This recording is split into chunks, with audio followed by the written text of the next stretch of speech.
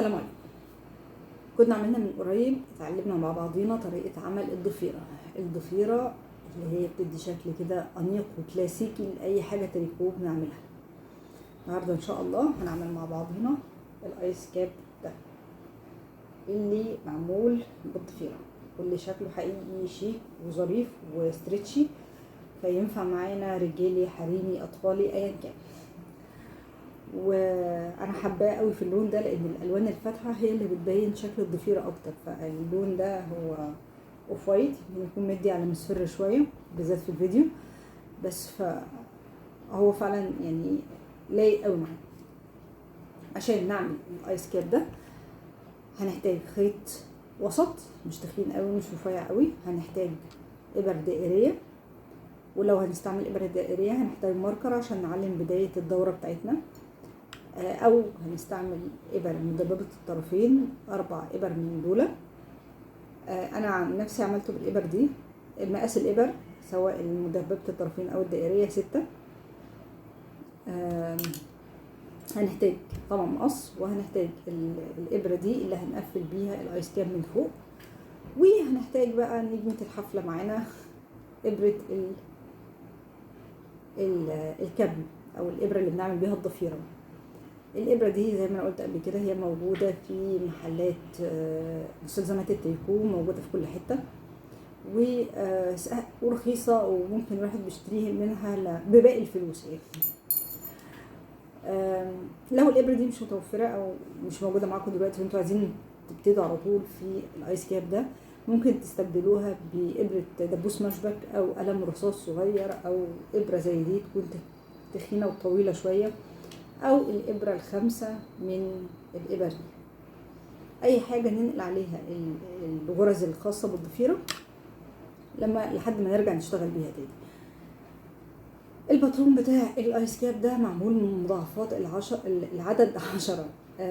انا بالنسبه لي عملته 80 غرزه علشان يبقى حجمه كبير يعني، وعلشان يبقى شكل الضفيره باينه مش مشدوده قوي او مش ضيقه قوي يعني.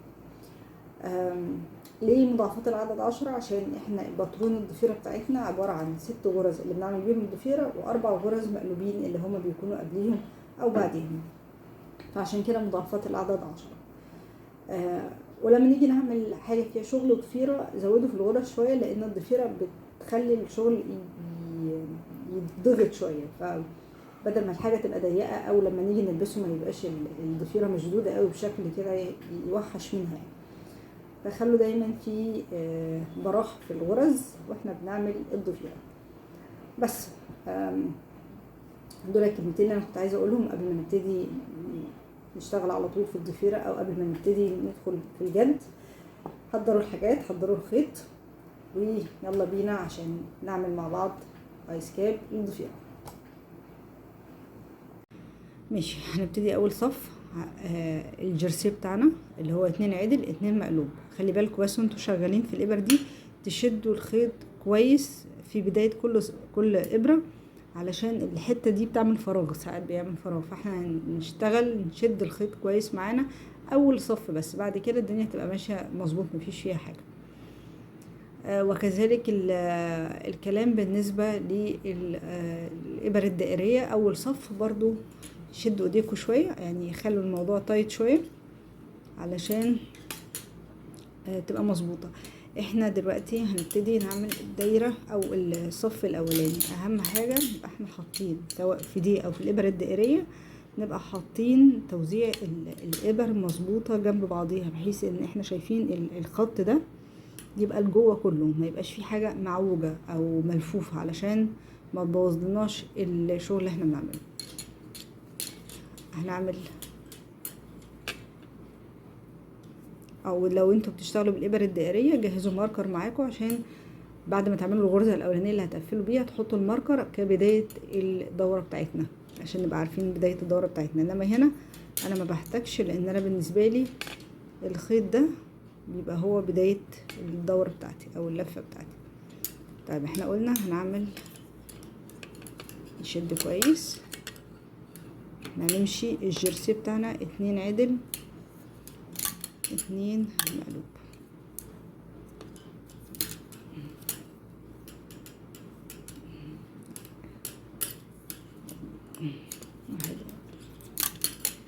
هنفضل مكملين الجرسي لحد ما نوصل لحوالي 6 سنتي مثلا في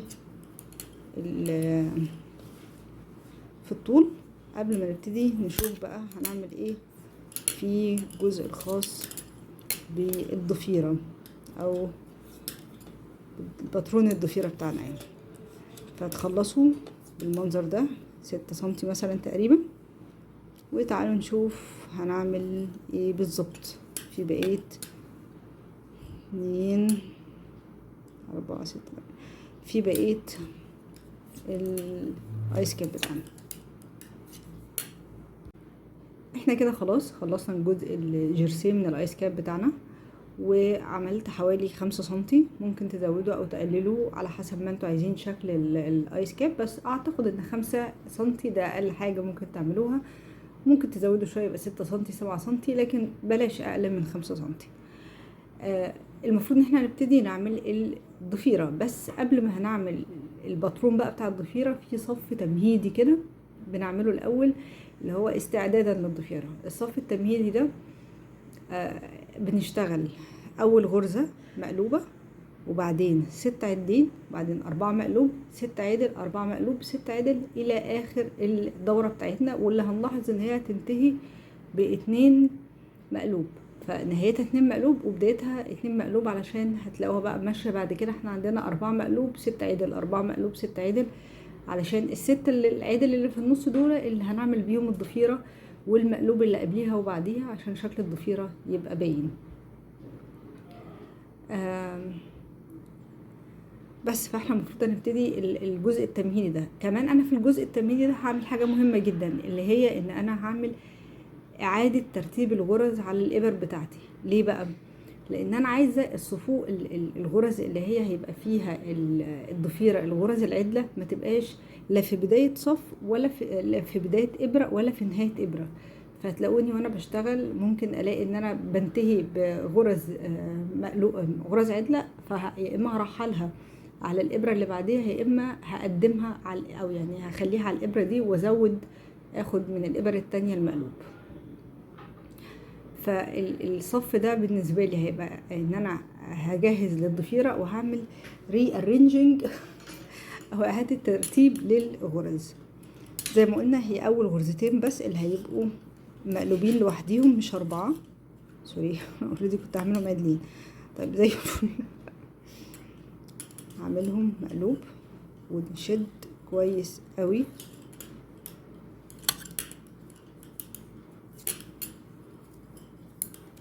وبعد كده هنعمل 6 عدل، 1 2 3 4 5 6. ملناش دعوه بقى ايه بايه المقلوب وايه العدل اللي احنا اللي في الجرسي. هتلاقوا ان احنا داخلين مقلوب مع عدل وعدل مع مقلوب في الصف اللي قبليه، بس احنا خلاص المرحله دي ملناش دعوه بيها، مش هنرتب حاجه على اساسها، احنا هنرتب على الجديد دلوقتي. خلصنا 6 عدل، نعمل 4 مقلوب. تمام. ان شاء الله هتلاقوا برضو الوصف بتاع في الوصف تحت عندنا ده كده 2 مقلوب. في الوصف تحت عندنا ان انا كاتبه الباترون بحيث ان يبقى الدنيا واضحه. ماشي، نخلص الصف ده ونيجي نشوف هنعمل بقى الضفيره ازاي. يلا اشوفكم في نهايه الصف واحنا بنستعد للضفيره. خلصنا الصف التمهيدي بتاعنا، وانا بالنسبه لي عملت اعاده ترتيب الغرز على الابره زي ما قلت لكم. طبعا احنا لو بنشتغل على ابره دائريه احنا مش محتاجين اعاده الترتيب دي خالص، لان هي كل الابر كل الغرز بتبقى جوه الابره، يعني مش على الاطرف الا الغرزتين اللي في الاول وفي الاخر اللي هم اوريدي مقلوبين. طيب ملحوظه مهمه، الصف التمهيدي ده احنا اللي هنكرره بخلاف الصف اللي هو بتاع الضفيرة. ايه الكلام ده؟ كلام بسيط بس يعني ايه هنشوفه لما نيجي نشتغل. الاول تكونوا مجهزين معاكم ابرة بتاعة الكابل او دبوس مشبك او ابرة عادية زي الابرة المدببة دي. هي محتاجين ابرة بس خارجية اللي هنشتغل بيها الضفيرة. الابره اللي انا جايباها دي موجوده عند اي محلات بتاعه ادوات التريكو او ادوات الخياطه، ومش غاليه وهتفيدنا، فاللي يقدر يجيبها هتبقى سهله جدا وظريفه، وفي منها اشكال مختلفه. بس المهم ان هي تبقى كده، يعني هي اسمها ابره الكابل. آه فاللي يلاقيها يجيبها، لان هي هتبقى مفيده لينا في الضفاير بتاعتنا يعني. طيب نبتدي نعمل الكابل. عندنا اول غرزتين مقلوب هنشتغلهم مقلوبين، ماشي. المنظر نشد زي ما قلنا،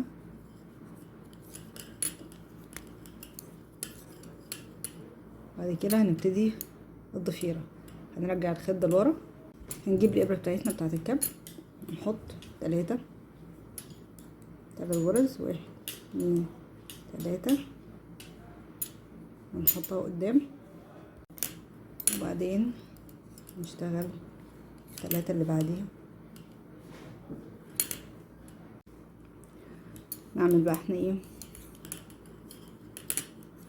3 عدلين، وبعدين ناخد ال3 اللي هنا نشتغلهم تاني. 1 2 3.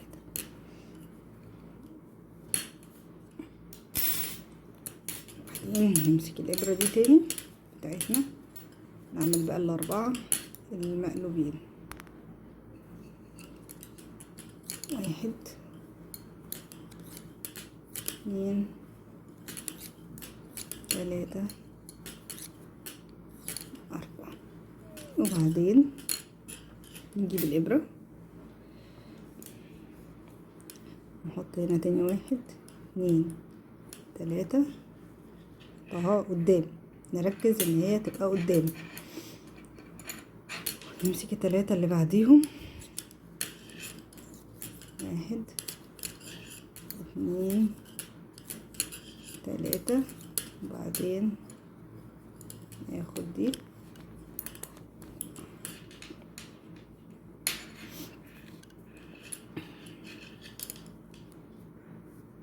نشتغلهم 1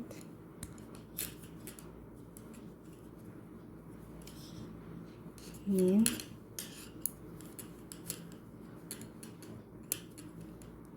3.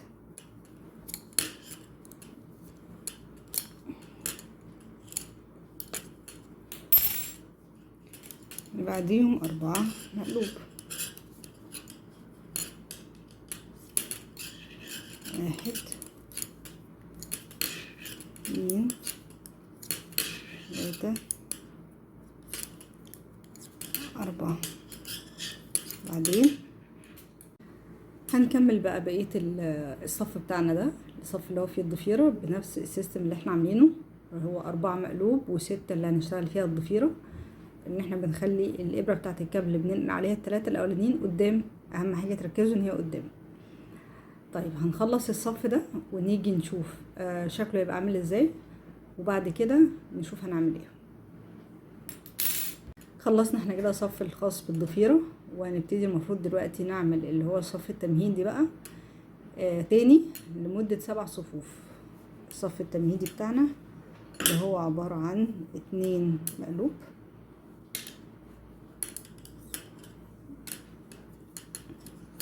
1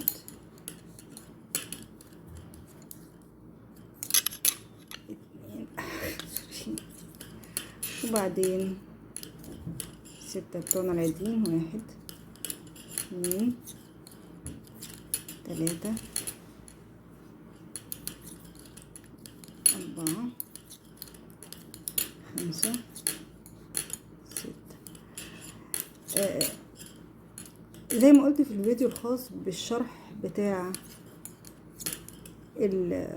غرزة الضفيرة، الأول هنعمل ال4 المقلوبين، ان هتلاحظوا ان في الجاب ده اللي هنا او خرم هنا ده طبيعي علشان دي شكل الغرزة بتاعت الضفيرة، التويست اللي فيها هي اللي بتعمل الخرم اللي هنا ده.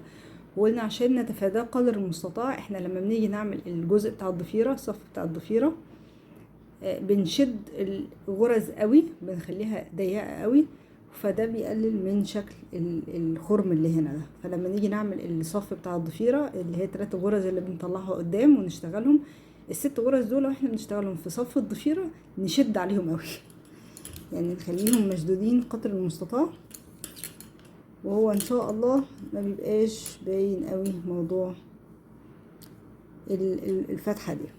ماشي، بنعمل ب4 المقلوب، بعد كده هنعمل ال6 العدل، وهنكمل لاخر الصف لمدة 7 صفوف، وهنخلص. لازم نبقى كاتبين احنا في الصف الكام، يعني كل ما نخلص صف نعلم عليه لحد ما نخلص ال7، عشان الجزء ده اللي هيتكرر، اللي هي كل 7 هنعمل صف الضفيرة لحد ما نخلص الجزء ده، ونيجي بقى في الحتة اللي في الاخر اللي هي التقليل اللي بعد كده بنقفل منه الايس كاب. المهم ان احنا نبقى بندون احنا 1 2 3 4 5 6 7، وبعدين نعمل صف الضفيرة عشان كلها تبقى مقاسها واحد، الضفاير كلها تبقى مقاسها واحد وشكلها جميل. بس هنعمل بقى نكمل جسم الايس كاب ولحد ما نوصل للطول اللي احنا عايزينه، وبعدين نيجي نشوف هنقلل ازاي الغرز ونقفل الايس كاب بتاعنا ازاي.